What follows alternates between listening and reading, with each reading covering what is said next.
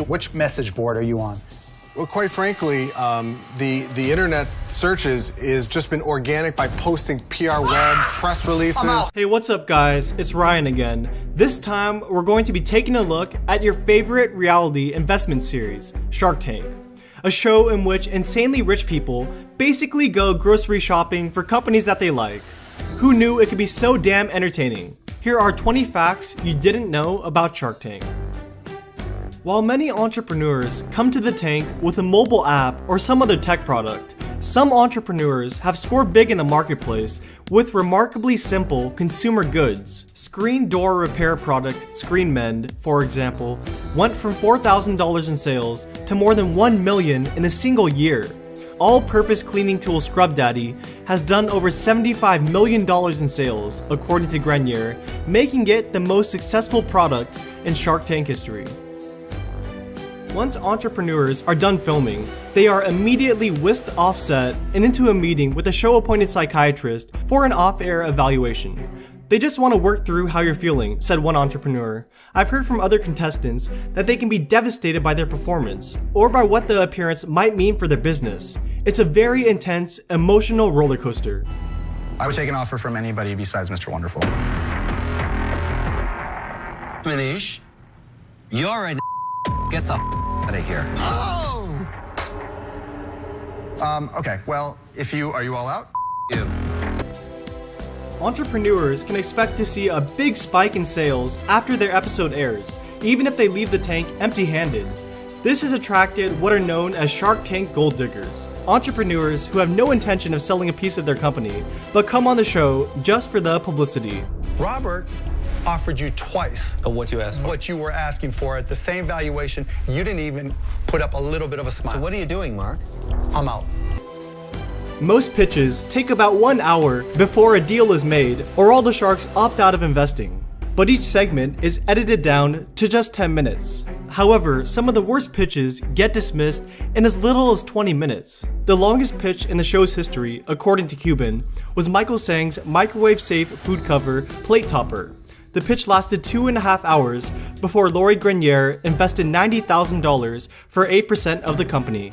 Wow. Yeah, finally. It's over. That's the least excited I've ever seen. The percentage of entrepreneurs who experience seller's remorse after making a deal on the show has grown during the past few seasons, according to Robert. I would say 90% of the time, it's the entrepreneur who backs out. During an episode in season 6, for example, entrepreneurs Ellie Brown and Becca Nelson agreed to sell 100% of their wearable fabric sticker company, Everywheres, to Mark Cuban for $200,000 before changing their minds and deciding not to sell. We'll do it. Okay. Wow.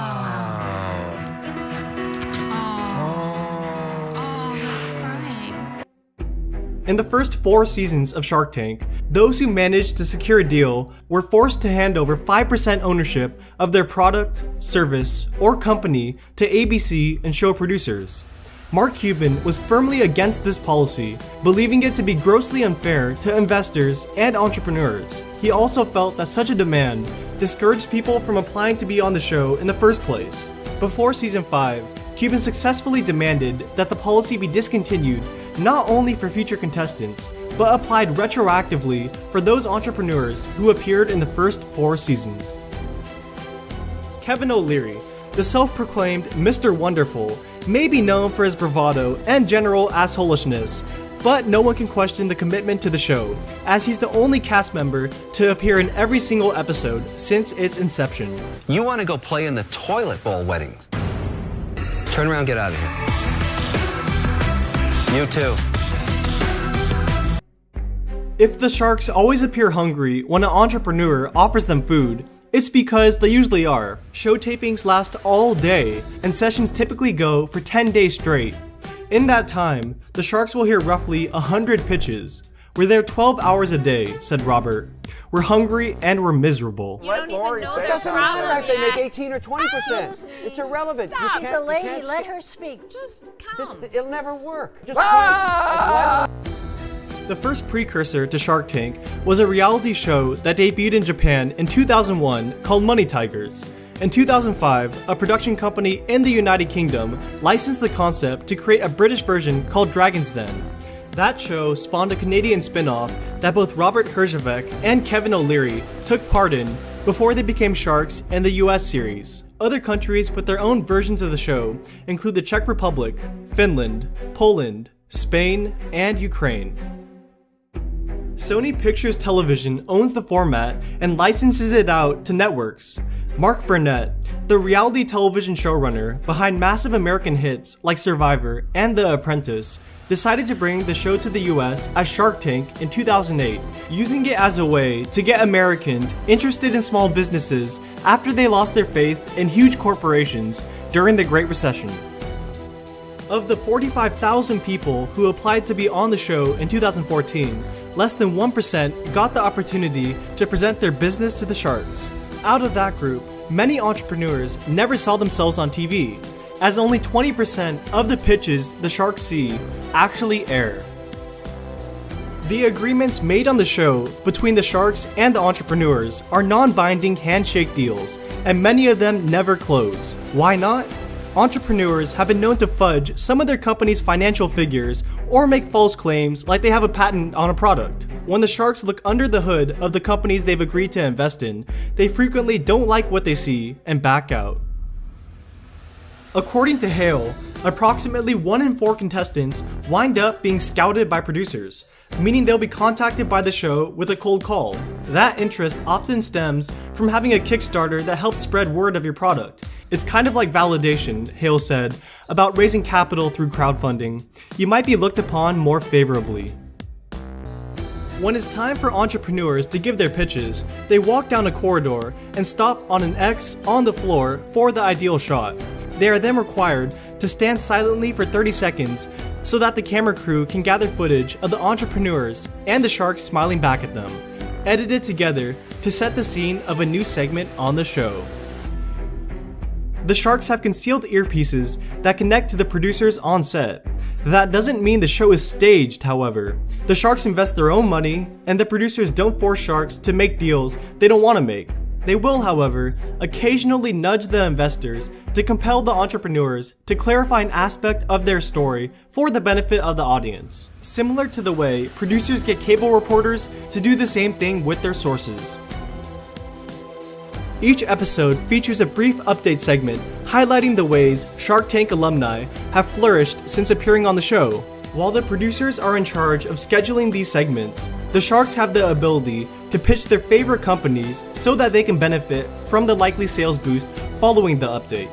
Barbara has said that she loves the updates as a way to bring positive press towards her best performing investments, and it's why she pitches more than her fellow sharks. "I'm the queen of updates," she said.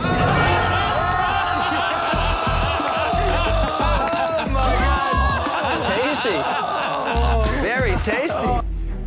Trying to spice up the format and get a boost in lagging ratings, Shark Tank had comedian Jeff Foxworthy on the panel of judges in the second season. As you could guess, it was a strange and illogical affair, and the experiment failed miserably, and thank God was never replicated. The first season of Shark Tank didn't even break the top 100 shows in terms of average viewership. It was only after Mark Cuban joined in Season 2 that the series began to grow its audience. Season 5 attracted an average of more than 8 million weekly viewers, whereas the first season only had an average of 4.8 million viewers. In late 2016, Forbes magazine spoke with 237 out of 319 contestants who got a deal on Shark Tank during the first 7 seasons. While many of those deals didn't work out, the sharks offered a total of $63 million to those contestants. Here is a breakdown of how much money each shark was willing to invest in their ventures. Not surprisingly, Mark Cuban offered the most out of any shark at $18.7 million, while Barbara and Kevin offered the least at $5.3 and $5.4 million. The best Shark Tank investments yield the investors millions of dollars in profit every year, and so, beyond the spectacle of the television series, they take their investments very seriously. They each have teams dedicated to helping them manage their Shark Tank investments, and will stay in regular contact with their entrepreneurs during crucial parts of the year.